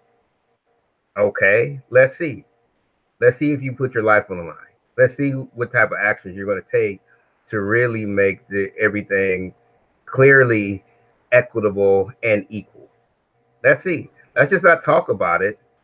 Let's just talk about, you know, we shall overcome and everything. Let's see if you shall come over. And those are the type of actions that I see that needs to happen in order for, you know, we could really have you know, an honest attempt of things, you know, making a change for the better. Yeah. All I'll say to that is, for me, it would have to be that they are no longer in widespread power. That would let me know that racism has come to an end. And I just would, or, you know, and I just say that because once you're kind of drunk on power and you've been moving a certain way for hundreds and hundreds of years, the chances of you maintaining your position but changing your entire mentality and theology and outlook on life are very, very slim. Say that. Right. So it would have to be a complete exchange of power that goes on, which is all the more reason, because I firmly believe this and I firmly believe it can and will happen. It's all the more reason I think we need to maintain our humanity so that when we are in power, we don't become like the very thing that we despise, right? I agree with that. I definitely agree with that. Well, I have a question for you, Irene. How the hell did we start off talking about women and beauty and behavior, and we started talking about racism and Bible scriptures, and just organically just flew into these other domains? And I'm like, okay, it was like 9 o'clock, and now it's like almost, 11:30. Yeah, depending on where you are, it's like, okay. I mean, it is cool, but I'm like, okay, it's getting late. I mean, I really have to. He has a whole thing he has to do tomorrow. So yeah, we're gonna go, but I just thank you for coming on, and you guys, I just thought this would be just a nice end to the day, and the conversation has gone all over the place, and hopefully this will not be too long and I can leave it up, and that the people listening on the playback will have an opportunity to hear all of it, because I think we covered a lot of things. And I think the conversation went a lot of directions just because people in the chat were talking and asking questions. And since it's a chill session, the purpose is, it's laid back. And so we can like talk to them too. And that's kind of, I guess, where y'all wanted to go with things. So. Well, and I appreciate their questions and everything. And I hope that, again, I'm not trying to cave or be sycophantical, but again, the answers weren't an attempt to offend anyone. This is just my positionality, and how I feel. And again, we could always agree to disagree and everything, as long as we keep it civil, which I think we always. Well, I know Irene always does, and I try to do it for the most part. But again, I look forward to whenever she feels inclined to have me back, and there's time, and we'll chill again. We need to have the song "Let's Chill" on there coming on by Guy. No, I'll get copyright striked or something. Then I'll be paying the whoever owns the rights to that song money every time somebody clicks on my video. But I'll say this, and babe. Okay, take that back. I ain't trying to get nobody the money.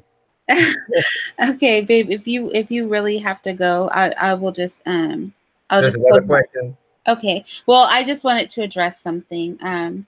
Because Anne Sampe said, I feel we are, and Anne Sampe was actually a source of like a lot of the commentary, because Anne Sampe.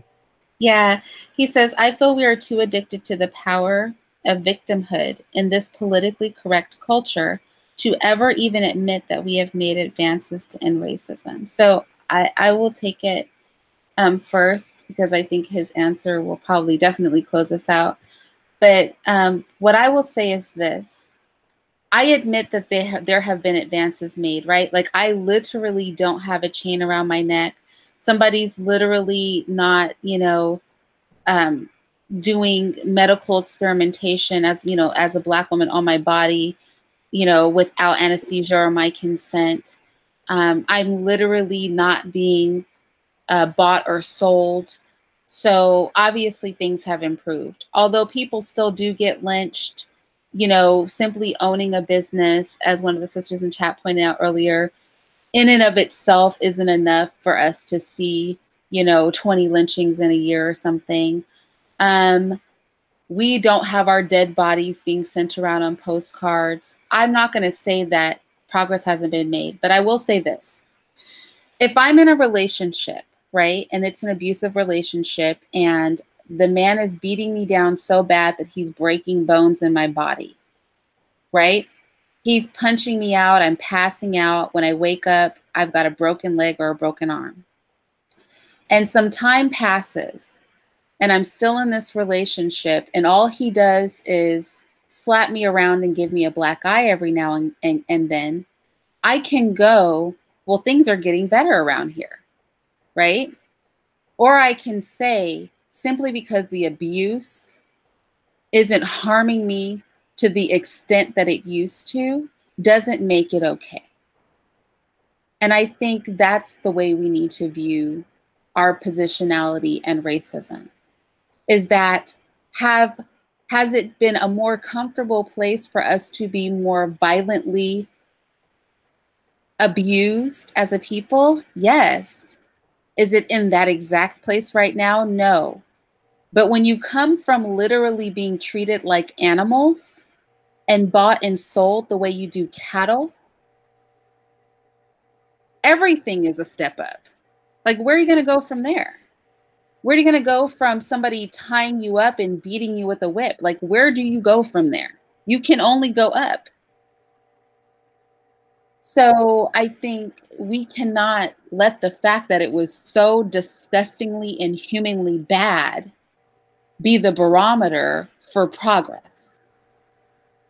The barometer for progress should be, how are the best people in society, the best treated people in society, what does their life look like? And how far is our positionality from that? Let that be the barometer, not the most egregious thing that ever went on be the barometer. Let the best place it could be the barometer, and then let's measure ourselves from there. And I think that's the way we have to look at our progress with regard to racism. Well, I'm not going to say too much. I just think there should be some consideration when you're talking about, victimology, right? So it seems as if I'm assuming it's he's making an assertion that there's a lot of,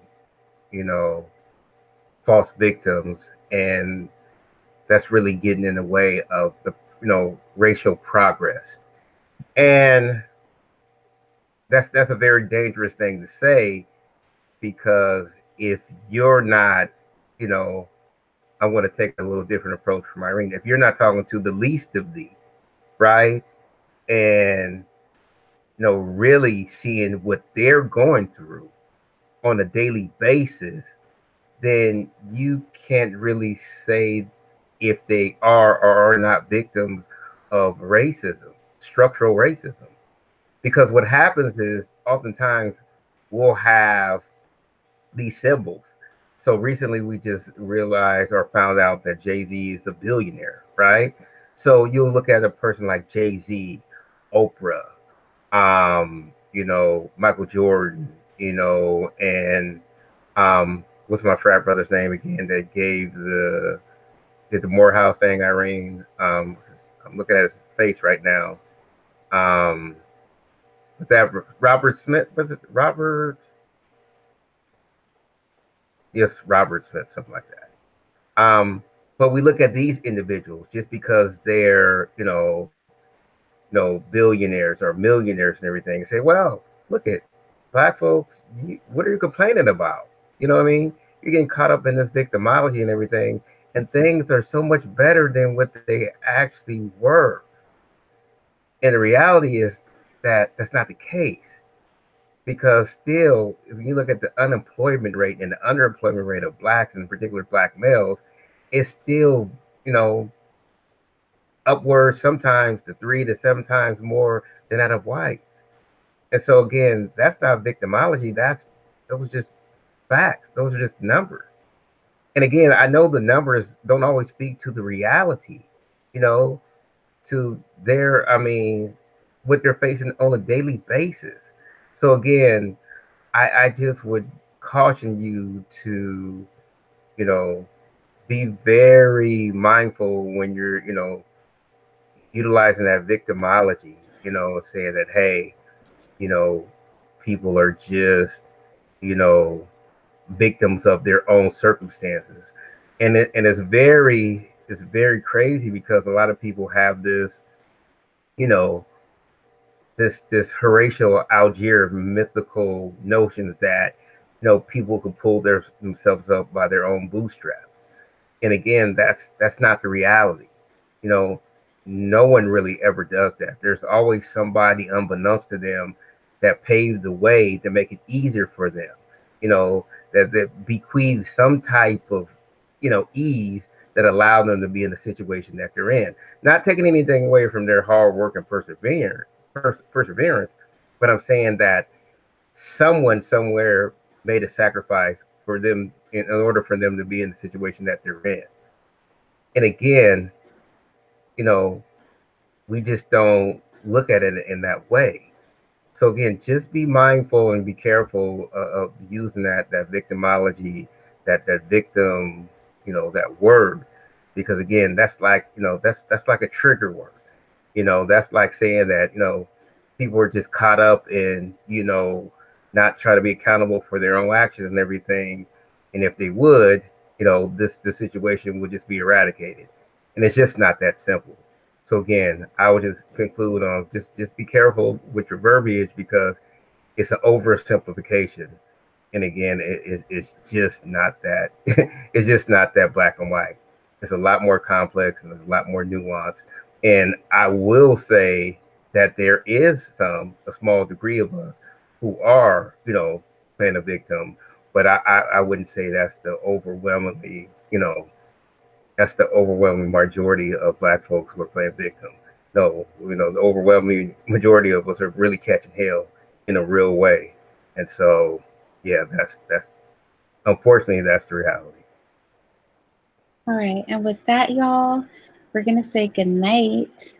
And yeah, thank you for joining us. I know it's late for everybody, so good night. And I hope this ended your evening on a positive night. And I thank you guys for all of your comments and your questions. As always, like, it's awesome. I love talking to you guys, and I love these chill sessions because they're small, they're intimate, and we get to really have a dialogue. Because I'm looking at the chat and we're able to talk to each other. And we didn't do a call in today, but that's because it was late, y'all. So, all right. So good night and peace to the chat. Good night, peace, or good morning, wherever you are. Right. Bye.